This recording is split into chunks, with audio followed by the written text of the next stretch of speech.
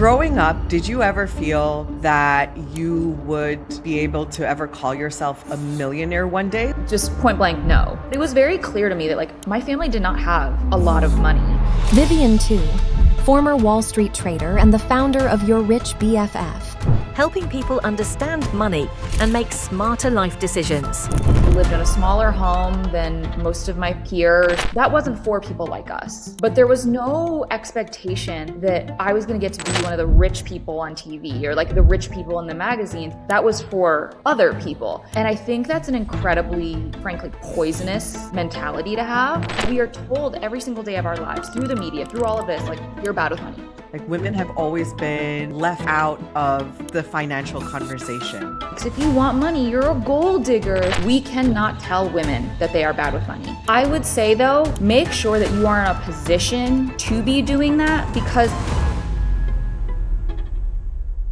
Hi, and welcome to our next episode of Kidsy Connects. Today, I am so excited to have our next guest on our show, Vivian Tu. She's one of the most influential voices in financial education today, known for making money feel approachable, culturally relevant, and actionable. She's a former Wall Street trader turned entrepreneur. She founded Your Rich BFF to help close the financial education gap, especially for women and marginalized communities across the world. She became a millionaire at 27 and has since grown to a global audience of 10 million audiences across all her platforms. She's also a best-selling author, host of a top-ranked podcast, and founder and CEO of Your Rich BFF. And she has a new book out, Well Endowed. I am so happy I have my coffee. Yay! Welcome, Vivian. Thank you so much for having me. I'm really excited to chat. Same. I have a gazillion questions I want to ask you, so I'm just going to get right into it. Growing up, did you ever feel that you would be able to ever call yourself a millionaire one day? What was your background like growing up and the conversations you were having around money at home? No, just point blank, no. First and foremost, I am the only daughter to two Chinese immigrant parents. They came over to this country in their early 20s. And for them, being, young parents, but also just people having to figure out their lives, they were focused on survival. And I remember growing up, there was a time period in my childhood where my dad had to work in New Jersey during the week because it was the only place that he was able to find a job. And then he would drive back down to Maryland where my family lived on the weekends to be able to see my mom and I. And it was a really hard time. My mom was a single mom essentially during the week. And we have so many fun, silly memories. I mean, one time growing up in Maryland, my mom, I said that I wanted crabs or whatever, and she had never cooked crab at home. So she is executing this crab. It's crawling around on the floor. We're both scared in a corner. And I have so many of these wonderful memories, and my parents never really let me feel it. But it was very clear to me that my family did not have a lot of money. We lived in a smaller home than most of my peers. When we were able to move into a home that we owned, it was a town home versus so many of the other kids that I grew up around had single family homes. My parents both had to work, whereas there were PTA moms who I was so jealous of the PTA moms. But I always felt like if I worked really hard, I would get to have a decent life. But there was no expectation that I was going to get to be one of the rich people on TV or the rich people in the magazines. That wasn't for people like us. That was for, other people. And I think that's an incredibly, frankly, poisonous mentality to have. And I think it's just because I didn't see many people who looked like me making it, being rich. And so I really do encourage anybody these days to try and find representation that they can connect with, because it gives you a level of visibility and hope. I mean, you could just get to dare to dream bigger. And I didn't have that. Representation is so important. And you're right. When you don't see people like you making it or having it, you somehow feel like that is not for you.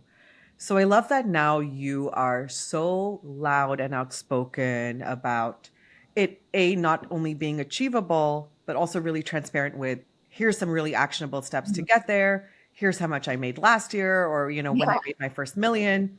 And I love that you're not afraid to share numbers and hard facts, because I think you've really demystified so much of this, because it's shrouded in mystery, especially for women. Like, women have always been left out of the financial conversation. And I think another really sort of toxic thing that has happened is when a woman is financially ambitious, she gets named or called a gold digger. Yep. I'm sure like Kanye West's song like absolutely blew that up. But talk to me about why you think so many women are kept out of those financial conversations. Well, I think it's in one part like deference to the men in their lives, but also two, PR.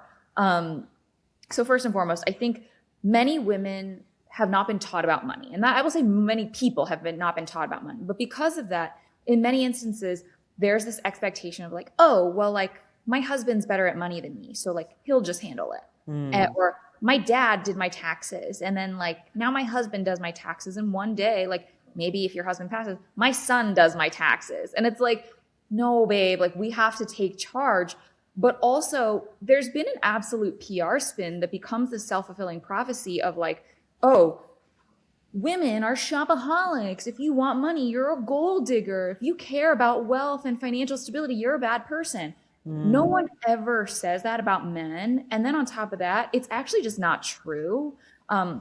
What the studies have actually shown is that more single women own homes in all 50 states than single men.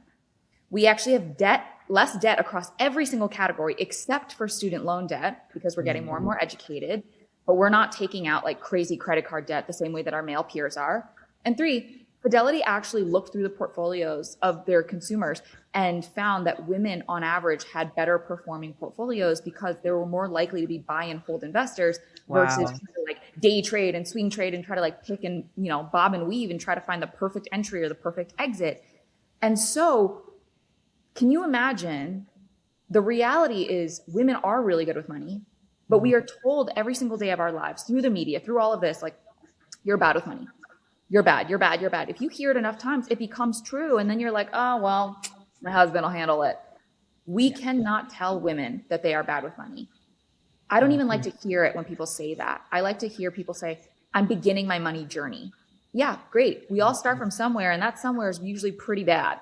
But that doesn't mean you can't get better. That doesn't mean there's not hope.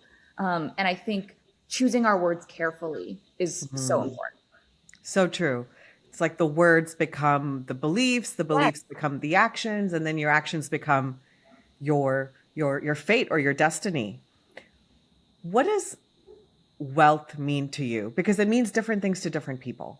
And so I'm curious now, having been, on this journey for as long as you have, on your financial journey, what does wealth today look like to you? If you'd asked me this question like 10 years ago, I would have told you wealth was having a penthouse apartment, a lime green Lamborghini, and every single Birkin bag under the sun. Yeah. And now wealth to me is being able to make decisions and not have finance be a factor. So when I go to the grocery store, I want to just be able to get the brand of butter I want to get. I don't want to have to compare between the store brand and the brand that I actually want, and then the kind of medium brand, because there's a $2, $3, $4 difference. I want to be able to think about what is the right job, not the right now job, because I need the money to be able to pay my rent or pay for, my transportation. I want to be able to decide, hey, I don't really want to do this, not because I can't, not because I won't, because I don't feel like it, because I've been running myself to the bone. I deserve rest. Rest is not something that I need to earn. I think the greatest gift that you are given when you become a quote unquote rich person is rich people actually don't have to think about money. They get to. And when you get to do things, they're a lot more enjoyable. You get to do them from a place of abundance versus having to do things for money. I think true wealth is being able to live your life with no boundaries, with no respects to finance, and just being able to do what you want on your own time. I love that. Tim Ferriss says, I think it was in the 4-Hour Work Week, where he described wealth as having time and mobility. Yeah. Time to do anything you want, and mobility, so you don't always feel like you're trapped to, it could be like a physical trapping like a house, or but it could also just be in a place or a Yeah. situation. But I love Changing that you fast. kind of expand that. Yeah, exactly. I love that in your book you talk about, firstly, I love that it's sort of broken down into chapters and really bite sizes, so you can read the whole thing or you can go to the chapter that is really Mhm. relevant for you in your life. um, but there's a chapter on parenting and kids. And I love that you start that chapter off by saying that having children is probably one of the worst financial or economic decisions someone's going to make. However, people still make that decision all day, every day. Yeah. Why is it that you're sort of welcoming this new life and this abundance and excitement, but it's also becomes a really scary time financially for so many people? I think addressing the fact that kids make you poorer is point blank really important, right? I think Yeah. we all acknowledge that like you're going to be spending a lot of money as a parent. That's not to say you shouldn't have kids. Like if, finances are not the only factor that go into every single decision. I think I don't have to tell you and your listeners, but like being a parent is going to return leaps and bounds of joy that you may not be able to get otherwise. But I do think it's really important to acknowledge that one, having children and the costs that come associated, whether it's some of the more semi-permanent, like fixed costs, like diapers and strollers and clothes, or some of the more long-term, big ticket costs like childcare, are important to acknowledge. So money going out the door, that's a big acknowledgement. I think people can usually visualize that one.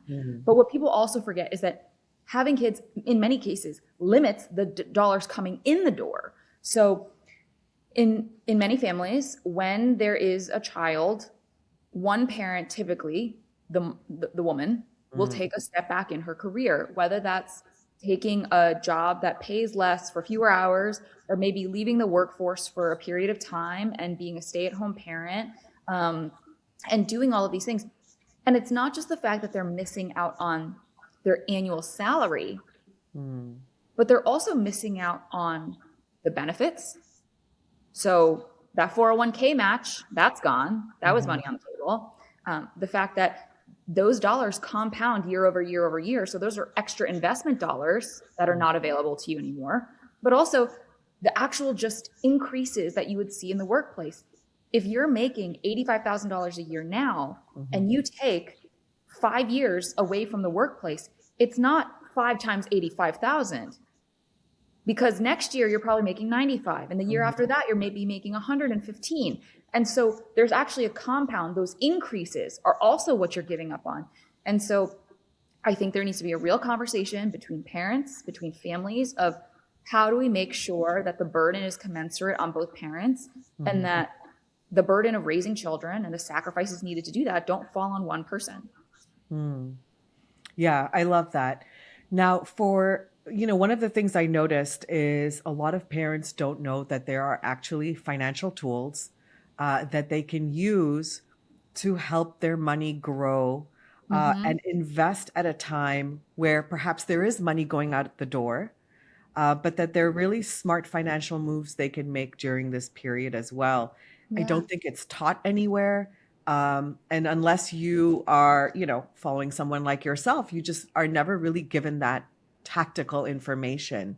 So, for all our parents listening, what are some of the financial hacks that they can deploy at a time when maybe they do feel so financially pinched, but now you're talking, let's look, say, 10 years out. What do you want them to do today? Yeah. I would say first and foremost, this one doesn't even necessarily have to do with quote unquote money, but it has to do with credit.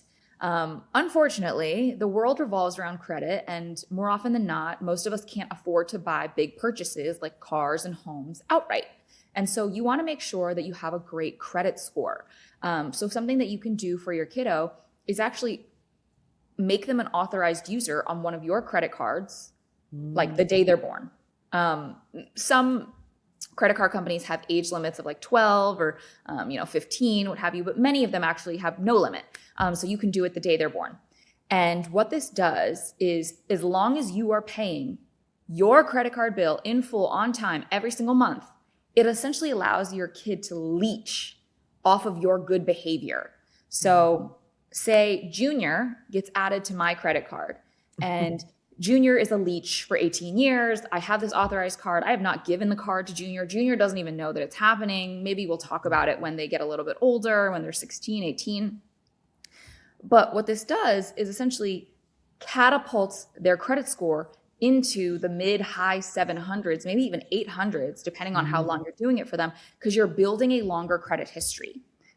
Your credit score overall is determined by a number of factors, things like overall credit utilization, how many hard inquiries you've had, the different types of credit you have, but one of them actually is length of time. So for someone like me, I opened my first credit card in college. So that's not the best, because by the time I became an adult, a full-fledged adult, my credit history was only 4 years long. I got it at 18. I became a full-fledged adult at 22. I moved out. I'm on my own. Imagine if you could give your kid a 22-year-long credit history by the time they turn 22. That is unbelievable. Their credit score is going to be so much higher than mine. That means they're going to get the best terms when they buy or lease a car. They're going to be able to be approved for whatever apartment they want to live in. They're going to be able to buy a home if that's even in the cards for them. But like, it's just such a powerful way to set your kid up for success without necessarily having any other dollars go out the door for you. Something else that I think is really powerful is considering a 529. A 529 account is just a tax advantaged account used for educational costs. And people are like, oh, well, what if my kid doesn't want to go to college? Let me finish. This account can be used for private K through 12. It can be used for a traditional 4-year institution. It can be used for a 2-year associate's degree. It can be used for trade school, culinary school, beauty school, you name it. If it is an accredited teaching institution, you can use it there. I don't care if you become a blacksmith or a plumber, or you go to school and become a lawyer or a teacher or a doctor, or like these days, unless you magically make it as like an influencer at 19, you're going to need some level of higher education to get the job that you want. And this can help pay for it. On top of that, mom and dad can get a state tax benefit in 30 plus states. Great. There aren't necessarily federal benefits when you're putting the money in, but overall, the 529, it grows tax-free. You can take money out tax-free for educational costs, tax-free. I said it a zillion times. But you can actually, previously it was take out up to $10,000 a year for private K through 12 and then unlimited for higher education. I believe that number is actually changing to $20,000 a year now for private K through 12. And then again, will be unlimited for higher education.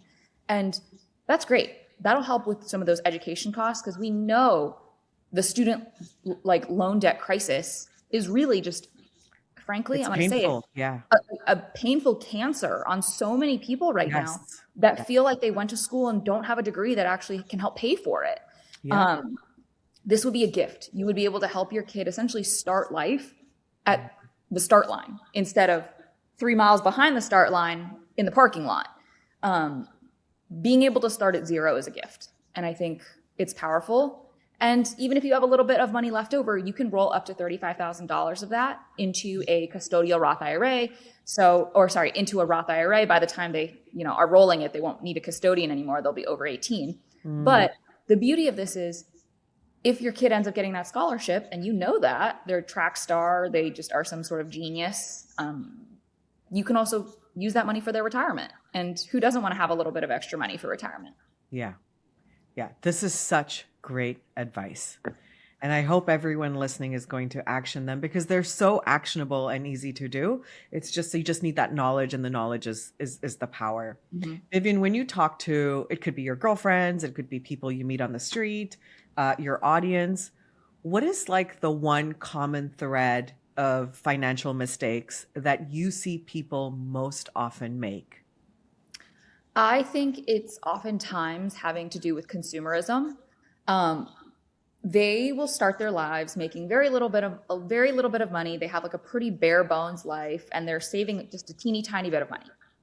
But then they start making a little bit more money, and they start spending a little bit more money. And they look at their lives at the end of the year and they're like, well, wait, how come I haven't saved a lot more money even though I'm making $30,000, $40,000, $50,000 more than I did when I started this job? Because you're 5 years into your career, you're making way more money than when you started. But your life hasn't meaningfully improved. And it's because, yes, your life has improved in that you got a slightly nicer apartment and a slightly nicer car, and you buy slightly nicer food, and you do all of these slightly nicer things, but it's essentially dollar dribbling away, and you have spent your money on things that don't actually buy you happiness in the long term. You know that phrase that like money doesn't buy happiness? I agree, but I do think money buys you stability and security. So there's a baseline amount of money you probably need to be making to live your life in a way that is, you have contentment. After that point, upgrading at every turn, frankly, isn't going to, there's diminishing marginal returns of how much you'll appreciate that. But also, I don't want people to look back at their life at 30, 40 and be like, I have the closet full of clothes that I don't wear. I have this fancy car that I have, you know, a huge payment on, but I still don't have time to show up to junior soccer game. And I still don't have time to actually take off when I'm on vacation. You're essentially golden handcuffed to your lifestyle. And so I think finding a lifestyle that you are content with, but then using your dollars to actually buy you the things you want, which are freedom, time, stability, and security. It's a much more important value proposition than buying stuff. I want to switch over and talk a little bit about investing and investments, because I think when so many people hear that term, they don't even know where to start. Yeah, they're skim crawls. I like that you can do stocks, you can do bonds, you can do mutual funds, you can do, you can invest in like the boring businesses. Where do you start? So for someone net new in their investing journey, and I know you're a big proponent, and I'm a big proponent of making your money work for you and not just leaving it in the bank, even if it's $10,000 or $5,000. It's $100, please.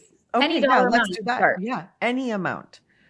What is like the one thing people should park their money in? Unfortunately, there's no one thing. I actually ask people to go through kind of like a waterfall of things in like order of importance, essentially. I always say that they should follow my STRIP method if they want to get rich. And people are like, ooh, what kind of show is this? What is this? Yeah, exactly. But STRIP is an acronym, and it just helps people remember what the things they need to be doing. First and foremost, with your money, I encourage people to have 3 to 6 months of living expenses, or 6 to 12 if you're the head of household, set aside as an emergency fund before you start doing anything else. Before the investing happens, you need to have an emergency fund. Because what if the wheel falls off of your car? What if the roof caves in? What if something terrible happens? You need to be able to have the money to buy yourself the time. What if you get fired? You need to have the time to be able to look for a new job. This helps keep you out of a place of desperation. So you get to make the right choice, not the right now choice. Great, you have that. Now I encourage people to organize their debt. So you're going to rank it from highest to lowest interest rate, make the minimum payment across everything to keep that credit score nice and healthy. And then any additional funds you would put towards the debt with the highest interest rate. So this is typically credit cards. When you have debt that has an interest rate above 7%, more often than not, the debt is growing faster than you could outpace it by investing that money. So you want to pay down that debt first. Do all of that. Once you are focusing on just that low interest rate debt, you can simultaneously keep making the minimum payment while starting to invest any additional funds. So how do we do that? First and foremost is R stands for retirement. Retirement is so important. And the reason why it's such a big word in the investing space is because there are tax advantaged accounts to do it. The government does not want to take care of you in your old age. They want you to take care of you. So they're going to give you a little piece of candy on a string to like encourage you to do certain things. Things like contributing to your 401k, 403b, things like having an IRA or a Roth IRA. These are all retirement accounts that help you reach your goals. But it's not enough to just put the cash in there. You actually have to invest, which is I, the next letter in the acronym. And so this is the part that people get really, really, kind of tripped up on. You have to focus on your time horizon. You have to focus on your risk tolerance, and you have to focus on kind of what interests you. So what I say for people, just a finger to the wind strategy, take your age, minus 10, round to the nearest number divisible by 5. So it's a number ending in 5 or 0. In my case, I'm 31. That goes down to 21, rounds to 20. The number that you get out of that equation should be the percentage of your portfolio in bonds. Then the rest of it should be in equities, aka stock market stuff. You can buy things like index funds, target date retirement funds, which will frankly do the whole portfolio for you. You can do sector funds. So if you feel like maybe you're really interested in the real estate space or the healthcare space, or the energy space, you can buy sector funds focusing on those spaces. But you want your entire portfolio to be really diversified. That is the name of the game. Like DE&I is not just good for the workplace, it's good for your portfolio because we want it to weather all different kinds of storms. We don't want to have too much exposure to any one category. We want to be exposed to everything. So build a really diversified portfolio. If everything that I've just said for the last 30 seconds still sounds like a different language, just utilize a robo-advisor. Like go online and Google best robo-advisor 2026. You will get a full list of them off of some aggregator website like a Bankrate or a NerdWallet. Click around, see which one you like their interface the best. And then all you do is take a quick quiz about your money goals and it will spit out a portfolio that makes sense for you. You pay a small fee, but frankly, I'd rather you pay the small fee and get started sooner than wait forever. That's easy. And then P, you have to make a plan. People do not talk about this part enough. Planning is so key. You don't get to have a happily ever after if you don't know what that looks like. For some people, they want to retire at 35 and live in an Airstream and never buy shoes again. Like, not me. Certainly not me. No. I want to have a more traditional retirement. I want a vacation home. I want to be able to have my chubby English bulldog named Pickles. I want to be able to put my 2 kids through college. I want to be able to, do all of those things and still travel. And that costs money. How much does that cost?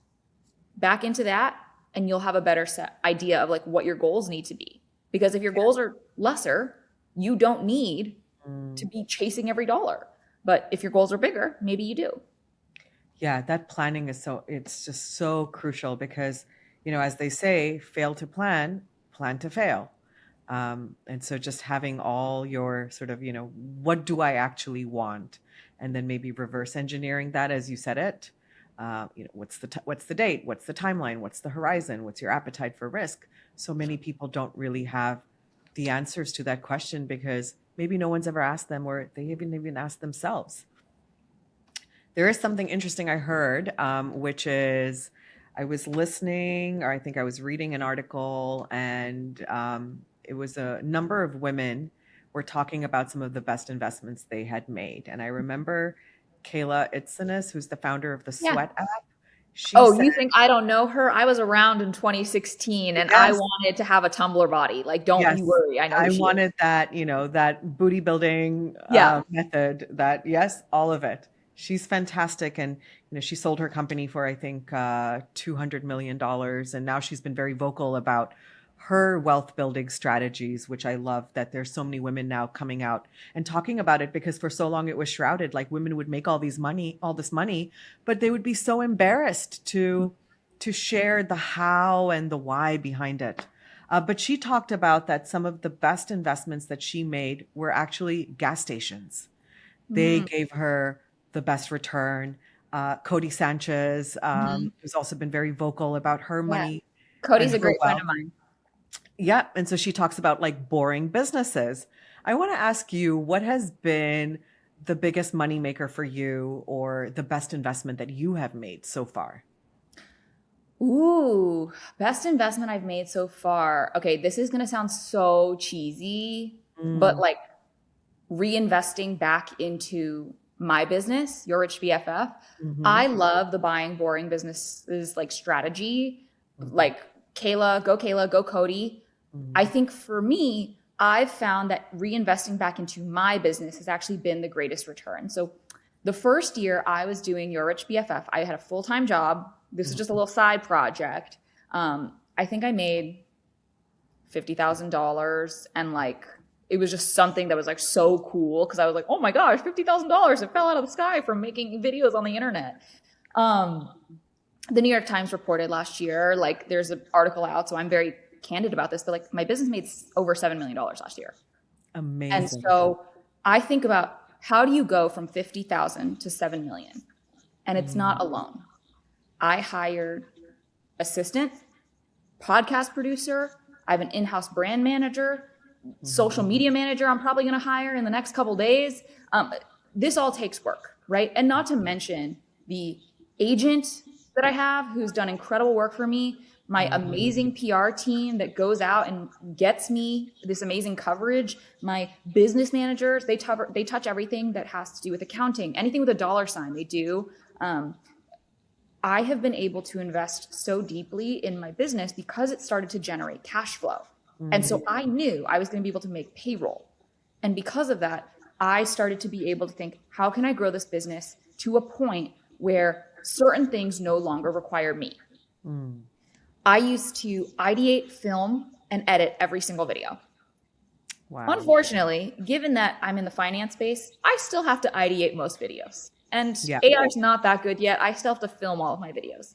But you better believe I'm not editing my own content anymore, because someone else can do that just as well as I can. And frankly, they can probably do it better. And I can pay them to do that. I have built out a part of my business that is a tech venture. I fully understand the finance space. I know how I'm trying to help people. I know what I want to do, but I don't know the tech space that well. So what did I do? I hired a COO, Stanford, comp sci, has worked in fintech. I mean, she's 10 times smarter than me. Yeah. Because she's better at me at doing those things.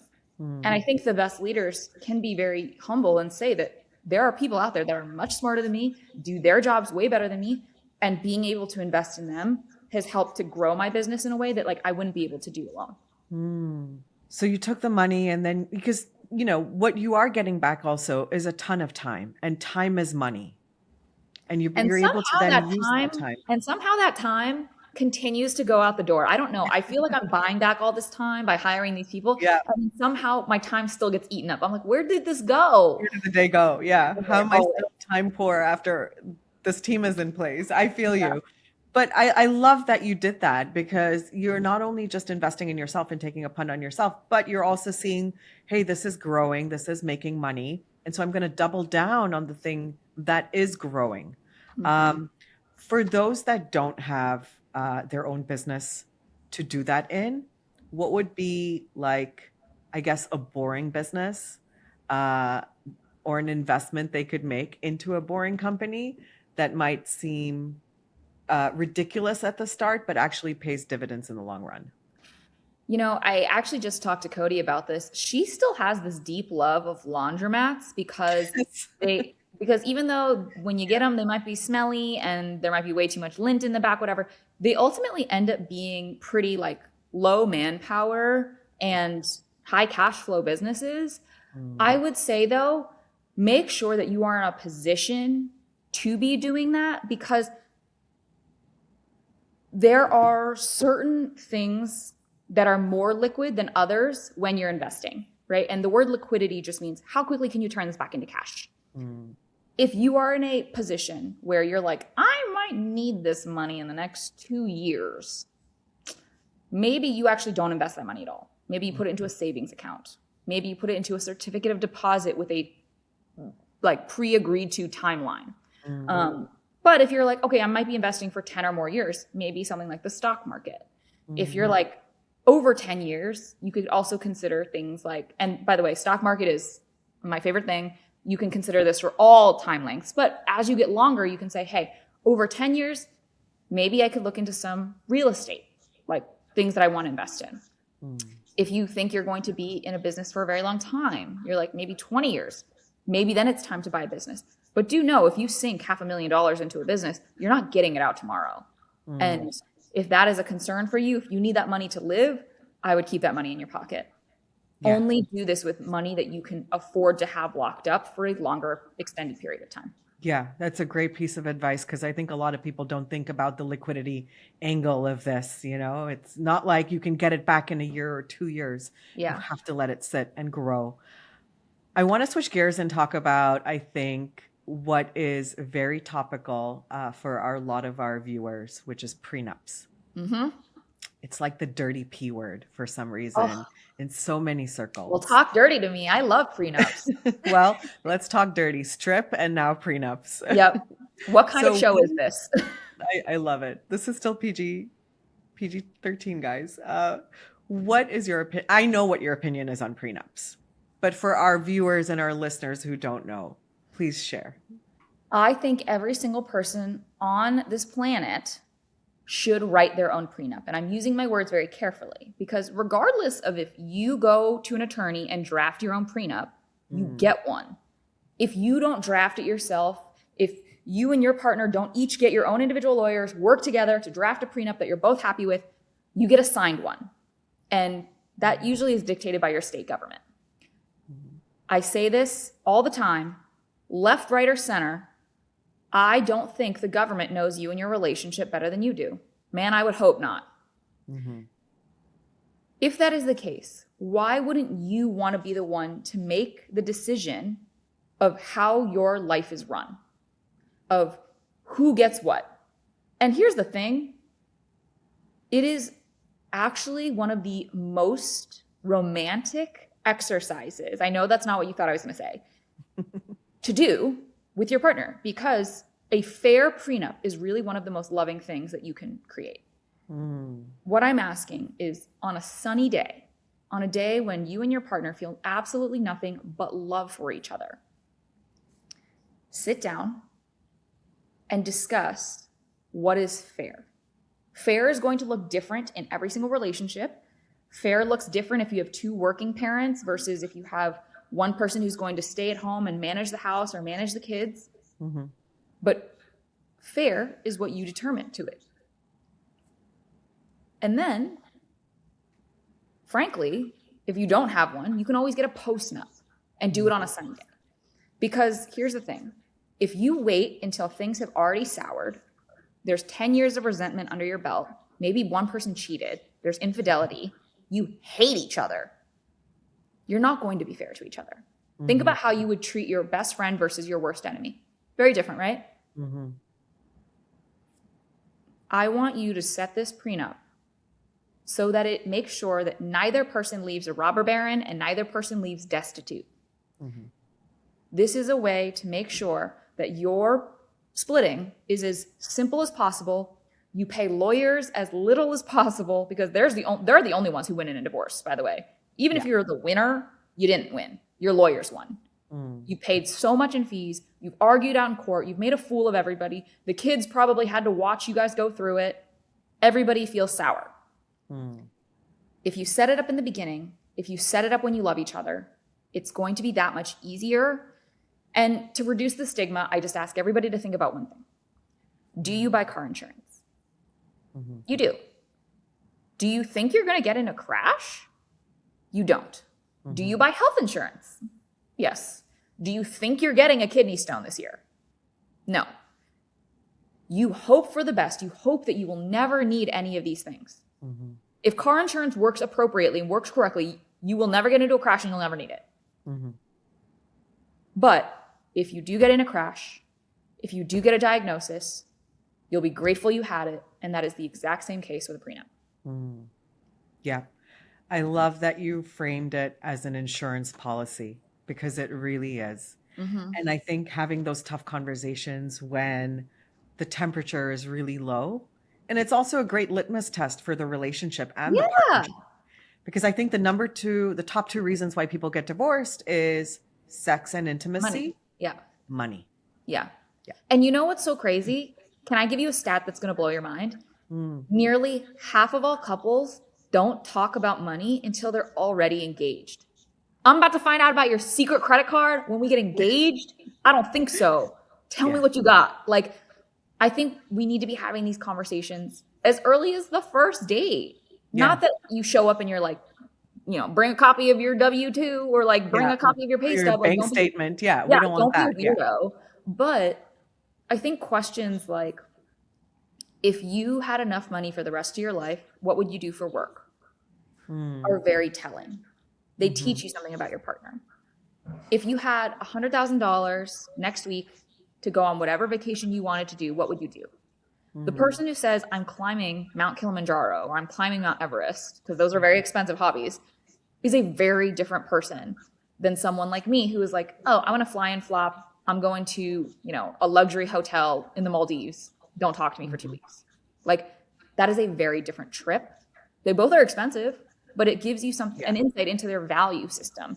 And if we knew more about our partners, about their finance beliefs, I think we would all be better off and more relationships would survive. Yeah. I see more people having conversations about who did you date and why did that relationship end, when it's all these past things and no one's really talking about, are you a spender? Are you a saver? What are your thoughts on retirement? What is your idea of a holiday? And all of those really important money conversations.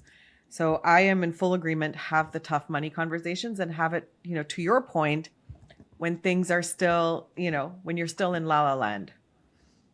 And I think another topic that is top of mind for so many couples, and it goes back to the prenup, and I just want to get your 2 cents on it and then we can move on, which is, I think so many women are afraid to ask for a prenup because oftentimes the woman might be making a little less money than the man. And so then she feels like, again, back to the societal conditioning of a gold digger, like I'm asking for money or putting in clauses in there that perhaps I am not contributing to. What are your thoughts on that? Especially for the person, I mean, I use the woman case because that is the more common statistic. Yeah. But it could be even, roles reversed. The woman's making more than the man.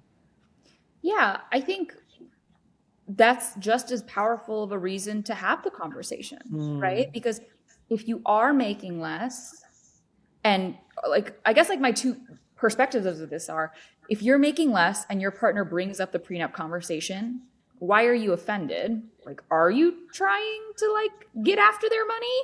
Or 2, if you like aren't trying to, if you just want a fair and equitable split, a prenup can help you do that.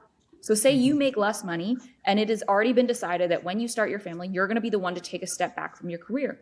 Great. But you better put in that prenup that you still are entitled to 50% of what the family is earning, because you are part of the reason why your partner is able to go out and work that job. You are part of the reason why they don't need to worry about getting dinner on the table. You're part of the reason why you don't have to pay for a chauffeur, chef, nanny, all of these things, a tutor, all of those things. You are doing it. You're doing 6 jobs. So make sure that you're being compensated for that. And I think it's really important to have those clauses in that document so that you are taken care of not only during the term of your marriage, but if things were to dissolve, like, are you going to get spousal support? Are you going to make sure that like child support payments are already baked in? Are you going to have a conversation around like who gets to stay in the home? Who gets is this going to be disruptive for the child? Like, have the conversation. It is only limited by your imagination. And I really do encourage, like, most prenups actually don't hold up if you don't each have your own lawyer. So you need to each get your own. Yeah. I actually know a woman who's a friend of mine. She got married when she was younger to a man who was probably 10 to 15 years older than her. He had all the money. She had nothing. He paid for her lawyer when they were negotiating their prenup, because he was like, I just want to have this in place. I want it to be safe. I want things to be good. She was cool with it. He paid for her lawyer. They have a prenup that they were jointly agreed on. And now she, I think, is the breadwinner in her family. Wow. She started her own small business. It took off, and they have had to, they haven't had any money problems because they know exactly what's happening in all cases. Yeah. That's such great advice. I love that. It is a intimidating conversation to have, but also sharing your life with someone should be intimidating of a decision where you it seems natural. Buying a house versus renting a house. What side of the coin are you on? I think it doesn't matter what side of the coin I'm on. It matters what side of the coin are you on. Is there a better financial decision? Because recently, there's been a lot of articles that have come out where they say actually no, renting is the smarter financial decision versus buying a home. So I think it really depends. One, real estate is like such a big blanket term. It is so geography by geography. One answer in New York City could be a very different answer in Cleveland, Ohio. And so it's not fair to be like, this is better than the other. It might not be in all markets. What I will say is that it is currently cheaper to rent than buy in most major metros. However, if you are able to buy, you get to build equity. And by the time you sell your home, I don't know how much profit I can guarantee you, but it will essentially be like you have lived rent-free. Like you'll have paid 0 rent payments over that time and gotten to live for free somewhere. That all being in the consideration set, I think it's really up to people of like, do you want to have something tying you down somewhere? Are you planning on staying somewhere for at least, and I really do mean at least 5 to 7 years, because the closing costs and the frictional costs are very high. You got to pay all these different people. You got to pay an origination fee for the mortgage. You got to pay brokers. You got to pay, like, everybody got to pay somebody. It's expensive. You should also think about your life. So like, if you are at a pivotal moment in your career and there is a potential for meaningful career improvement, if you're willing to have some flexibility and move to a new satellite office and start a new business somewhere. So like an example, I know somebody who was stationed out of New York City. They got an opportunity of a lifetime to go open up their team essentially in LA, and they moved. Thank goodness they didn't buy a home. It made the move a lot easier and a lot cheaper. And they had to do it, frankly, at the drop of a hat. They did it within like 3 months. It was like really fast from like when it was decided to when they moved. So like, I would say buy a home if you want to, but also be creative.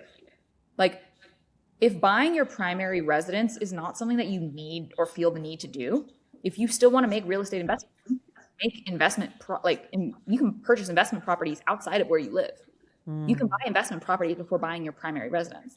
It's not just about what is the better financial decision, but it's like, what do you want to do? Yeah, that's great advice. Okay, I have a quick last lightning round. Let's do it. That I thought would be really fun to do with you. You can answer in a few words or a short sentence. What is the one thing you would never overspend on? This is like such a cop-out, but I don't really do the little beverage. Like the little beverage, like people love a little beverage, like a little coffee in the morning. I don't do that. I actually prefer to drink my beverages at home, but that's not to say I don't get myself a little treat in other ways. Okay. So you're not one of those like Starbucks in the morning run and those kind of things. Got it. Okay. What is the one thing you love splurging on? My sleep. So I'm crazy. Like, I have a very hard time sleeping. I have a hard time getting to sleep. I have a hard time staying asleep. So my husband and I invested in like what I like to call the Dream Maker 3000, this whole setup. We got a really special mattress with like this waffle grid. So it's really good for the support on your back because we're stomach sleepers, which is so shameful. I'm smushing my face all night. We got silk sheets because I have eczema, like pretty bad eczema. And so I was like, ooh, this is going to be really good for my skin. Noise machine, blackout curtains, the special down pillows that get like pretty flat for stomach sleepers. We have spent thousands of dollars on our sleep setup, and it's been worth every penny. Yeah, because you spend so much time sleeping. A third of your life. A third of your life. Yeah. So why not have it be restful and, I love that answer. I thought you were going to say something like, I don't know, takeout or something. That too. I really do love saving time and spending money on convenience because if I don't have to cook, that saves me an hour of 30 minutes to cook it and then half an hour to like clean it up. If I can save an hour, have the food come while I'm still working, I'm like racing the delivery person home. It's worth it to me. I love that. Okay. What is the best piece of advice you ever got? It could be money related, life related, relationship related, just a piece of advice that stuck with you. Ooh, never get Botox on Groupon. My mentor told me this, and when she first told me, I was like, first off, I'm 24. I don't need Botox. Second off, like, what? Like, why are we talking about Groupon right now? But what she really meant is sometimes if you buy it cheap, you'll have to pay for it twice. And so in many cases, when you are buying something that is semi-permanent or investment or something that's going to like be relevant to you for a while, you buy it nice or you buy it twice. So don't cut corners on the really important things. So she was like, if you're going to get Botox eventually, go to a provider you really like, your dermatologist, like someone who is either board certified or a nurse practitioner that has really, really good reviews and like does people's Botox all day long, every day. Make sure that they're artful at it. That way, if, you know, because like if you get bad Botox, like you just have to ride it out. Like there's not even anything they can do to fix it. No. But she said, make sure that like when you are making big purchases, make them right the first time, even if you have to spend That's so good. There's a really popular Hindi saying, and I'm not going to say it in Hindi, but I'll give you the translation, which is sometimes when you buy something expensive, you cry once, but when you buy something cheap, you're cry crying twice. Twice. Oh yeah. Yeah. Yeah, exactly. I love that. What is something you used to value when you were younger that you don't value anymore? I think probably like designer goods. Like when I first moved to New York City, I wanted to like prove to people from both college and high school that I had like made it. And so I was buying a lot of these designer goods to be able to wear and frankly, more importantly, show on Instagram that I owned.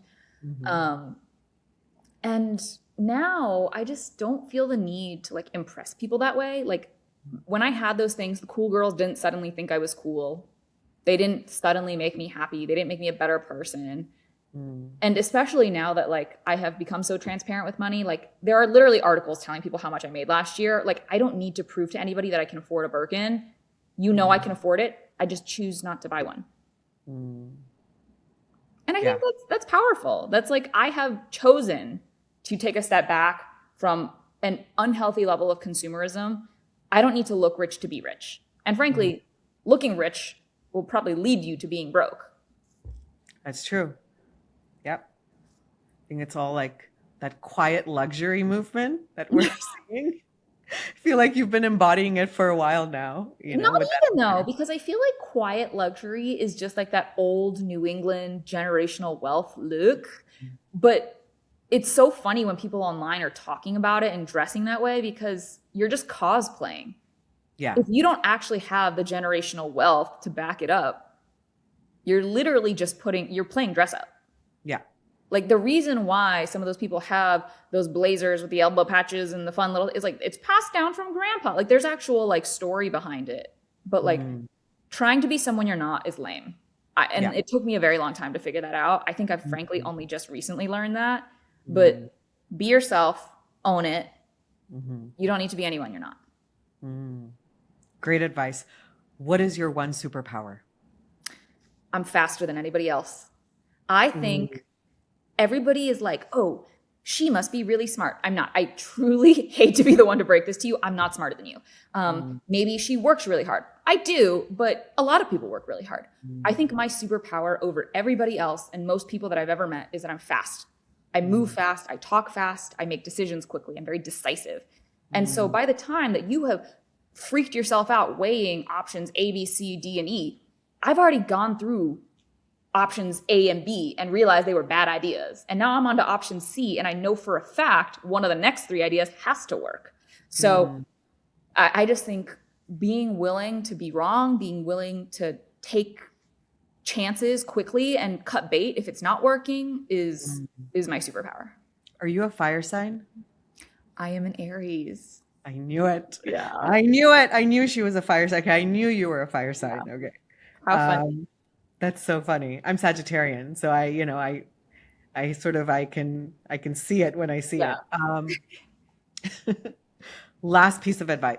Last sort of question in the lightning round. What is like your big goal for this year? It could be personal, it could be Ooh. professional. Like what are you reaching for this year? I think my big goal this year is to have a really successful launch Mm, of my venture called Ask Dolly. You can find it at askdolly.com.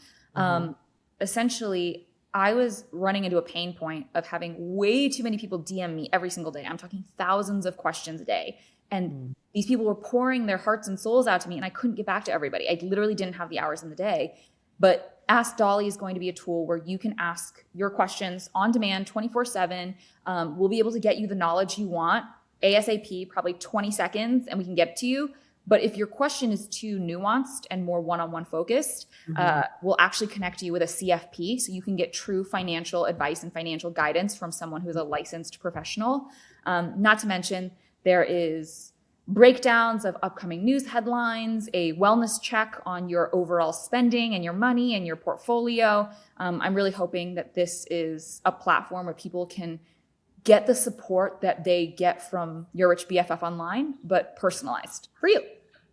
Wow, that's amazing. I don't know how you do it. My head is spinning just like listening to the things that you have done, are currently doing, have coming out the pipeline. Like, no wonder you don't have any free hours in the day. I feel Yeah. like you're like a cat with nine lives. You know, you've Yeah. had all these really incredible chapters and you're just building, but the foundation remains the same, which is really super fascinating. Thank you Yeah. so much. I mean, yeah, I got to work on giving myself a little bit more time to rest. I feel like a hypocrite telling everyone they deserve it and then not giving it to myself. Well, it's, when it seems like your work feels like play, it doesn't really feel Yeah, like work so much. exactly. Vivian, thank you so much for being on the show. I am so excited for everyone to get a copy of your new book, Well Endowed. Check it out, guys. Where can people order this?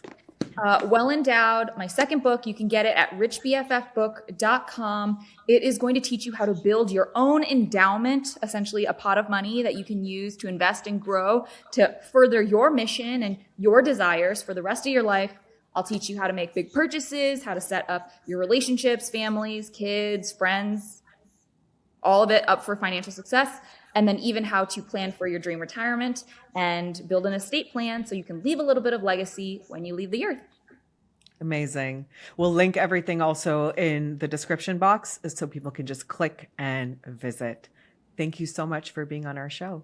Thank you so much for having me.